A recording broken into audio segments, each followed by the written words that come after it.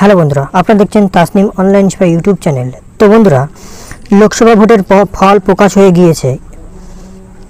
এরই মধ্যে রাজ্য সরকারের পক্ষ থেকে বিশাল নিয়োগের বিজ্ঞপ্তি প্রকাশ হলো।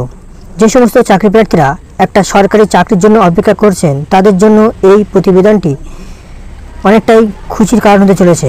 কারণ রাজ্য সরকারের পক্ষ থেকে অঙ্গনওয়াড়ি সুপারভাইজার পদে 13,000-এর বেশি শূন্য পদে কর্মী নিয়োগ হতে চলেছে। তো বন্ধুরা, এখানে অনেকটাই শূন্য পদ, প্রায় 13,000-এর বেশি শূন্য পদ। তো আজকের এই ভিডিওর মধ্যে আমরা জানব যে শিক্ষাগত যোগ্যতা, পদের বিষয়ে বিস্তারিত, বয়সসীমা কত লাগবে, বেতন স্কেল কী পরিমাণে থাকবে এবং আবেদন পদ্ধতিসমূহ আরও নানান তথ্য। তাই বন্ধুরা, আজকের এই ভিডিওটি আপনারা অবশ্যই প্রথম থেকে শেষ পর্যন্ত দেখবেন এবং ভিডিওটি ভালো লাগলে একটা লাইক করে দেবেন এবং বন্ধু বান্ধব আত্মীয়স্বজনের সঙ্গে শেয়ার করে দেবেন। এবং যারা এখনও পর্যন্ত আমাদের চ্যানেলটি সাবস্ক্রাইব করেনি তারা অবশ্যই চ্যানেলটি সাবস্ক্রাইব করে আমাদের সঙ্গে জুড়ে থাকুন। তো বন্ধুরা, উপরিক্ত যে চাকরির কথা বলা হয়েছে সেই পদের নাম অঙ্গনওয়াড়ি সুপারভাইজার বা আইসিডিএস সুপারভাইজার। এই অঙ্গনওয়াড়ি সুপারভাইজার পদে আবেদনকারী চাকরি প্রার্থীদের মোট 13,225টি শূন্য পদে নিয়োগ করা হবে। তো অনেকটাই শূন্যপদ, 13,225 সমস্ত পশ্চিমবঙ্গ জুড়ে নিশ্চয়ই, সেই জন্য এতটি শূন্যপদ। তো পশ্চিমবঙ্গের সমস্ত চাকরি প্রার্থীরা যে কোনো জেলা থেকেই আবেদন করতে পারবেন। তো তারপর বলা হচ্ছে শিক্ষাগত যোগ্যতা কী লাগবে। বলছে উক্ত এই অঙ্গনওয়াড়ি সুপারভাইজার বা আইসিডিএস সুপারভাইজার পদে আবেদনের জন্য চাকরি প্রার্থীকে অবশ্যই স্নাতক অর্থাৎ গ্র্যাজুয়েশন পাস করতে হবে, অর্থাৎ মিনিমাম গ্র্যাজুয়েশন লাগবে। গ্র্যাজুয়েশনের নিচে যারা আছে তারা কিন্তু আবেদন করতে পারবেন না। যারা অবশ্যই গ্র্যাজুয়েশন কমপ্লিট করেছেন তারা এখানে আবেদন করবেন। তারপর কী বলেছে বয়সসীমা। বলছে বয়সসীমা কী লাগবে।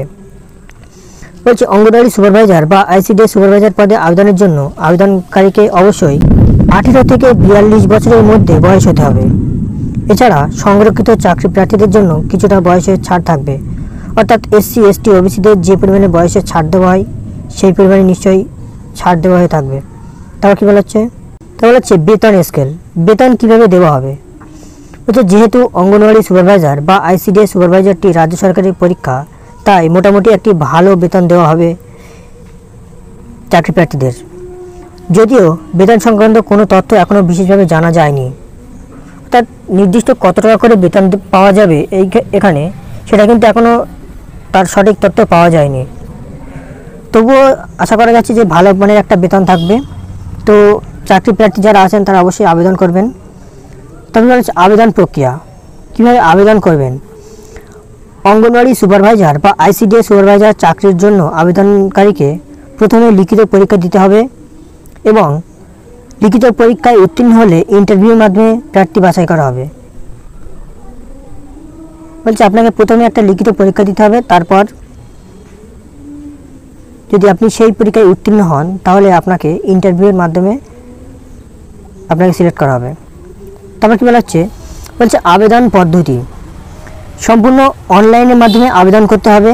তার জন্য প্রথমে রাজ্য সরকারের অফিসিয়াল ওয়েবসাইটে লগ ইন করে যে ফর্মটি থাকবে সেই ফর্মটি যথাযথ পূরণ করে প্রয়োজনীয় ডকুমেন্টস আপলোড করে সাবমিট করলে আবেদন প্রক্রিয়া সম্পন্ন হবে। যেহেতু ভোট প্রক্রিয়া চলছিল এবং ভোটের রেজাল্ট প্রকাশ করার অপেক্ষায় থাকার জন্য এখনও সম্পূর্ণ বিজ্ঞপ্তি প্রকাশ করা হয়নি। আশা করা যায় জুন মাসের দ্বিতীয় সপ্তাহে সুপারভাইজার পদের নিয়োগের জন্য পরীক্ষার বিজ্ঞপ্তি সম্পূর্ণভাবে প্রকাশ করা হবে। সেখানেই কবে থেকে আবেদন ফর্ম পূরণ করা হবে এবং অন্যান্য তথ্য সম্পূর্ণ বিশদভাবে লেখা থাকবে। তো আপনারা অবশ্যই আমাদের চ্যানেলটি ফলো করে রাখবেন, সাবস্ক্রাইব করে রাখবেন। পরবর্তী আপডেট আসলে আমরা আবার আপনার সামনে ভিডিও নিয়ে চলে আসব। তো বন্ধুরা, আজকের ভিডিওটি এই পর্যন্ত। ভিডিওটি শেষ পর্যন্ত দেখার জন্য ধন্যবাদ। আপনার দিনটি শুভ হোক।